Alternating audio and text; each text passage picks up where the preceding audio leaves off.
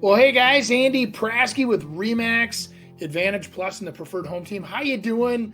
Hope you're having a fantastic spring at beautiful winter. Boy, it sure was it's gonna be missed. I doubt it. But anyway, hey, we're seeing the flowers blooming, and one thing I wanted to talk about was there actually is, no pun intended, a blooming housing market happening right now.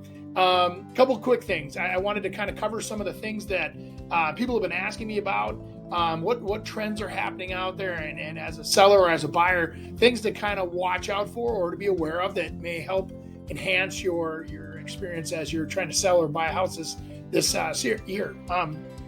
One thing I wanted to say was housing right now is actually recovering. Last fall, we saw in like 32% of the large markets, we saw prices starting to decline. And remember our last video, we talked about they were way up here, then they were way up there, and they came back down to here. They're still above where they were, but they're below where they were for a brief minute, right?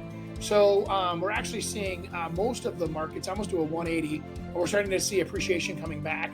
And that's because of buyer demand. So the buyer demand that's out there is crazy right now, you guys. We're starting to see showings like we saw in 2017, 18, 19, and even 20, where right now we're twice as high on the showings. So there's buyer demand, and everybody's like, well, what are you talking about? And it's like, it says here, there was a quote from Doug Dunham from Fannie Mae said, on a quarterly basis, home prices rose a seasonally adjusted 1% in quarter one of 2023. The fact that prices rose slightly in the first quarter is evidence of a significant pent-up mortgage demand despite ongoing affordability constraints. So what's interesting is, as affordability has been squeezed, the demand's there. And you're saying, well, why would it be high? Well, here's the thing. We've actually seen buyers come to terms with the new interest rates. So they're used to 6.5. They're not looking backwards saying, wow, I wish they were back to 3. They're actually out there buying houses right now based on their income, based on their actual deposit levels, and doing it very well. So why is that though? And so a lot of that also is the job market, you guys. The job market's been surprisingly good, or continuing to be good, pre-recession, as they say. And we're starting to see some of the lowest unemployment that we've seen historically. It's at like 3.4% unemployment right now, which is like the lowest it's been since 1969. And something like the affordability within the wages, the average hourly wage across the U.S. was like $33 an hour.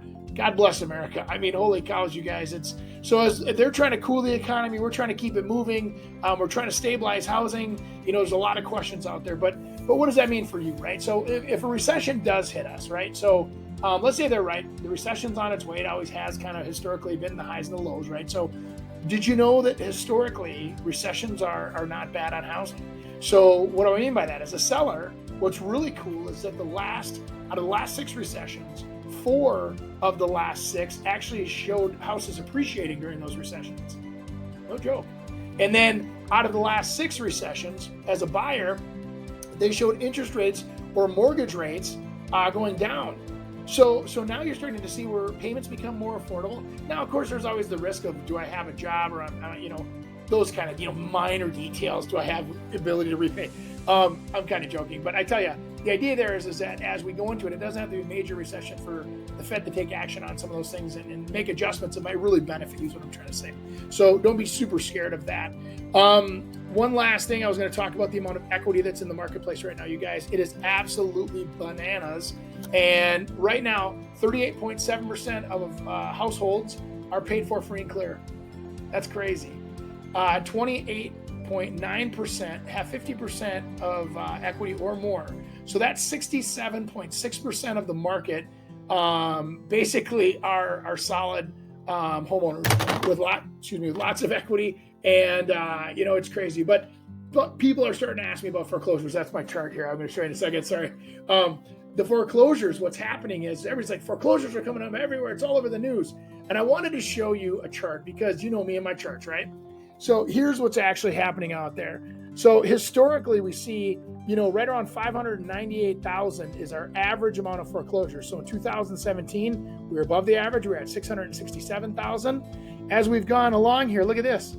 We're actually a shortfall. Now, this is because they didn't foreclose for a while, but Look at how short we are. So yes, we doubled from 151,000 last year to 2022.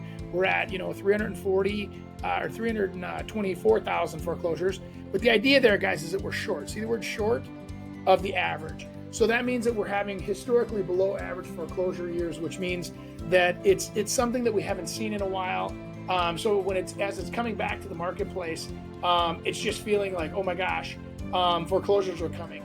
And right now that's not a problem. So most of the banks that are listing those properties are getting at or even above what they're really worth, so that we're seeing that it's not carving away at equity like it did in the early 2007, 8, 9, 10.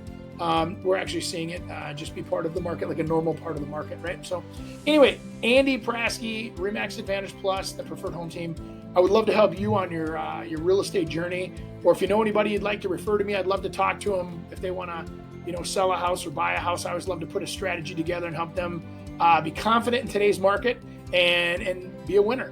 And that's my goal. So follow me on social media, like our stuff if you can. That's awesome. I so appreciate that when you do.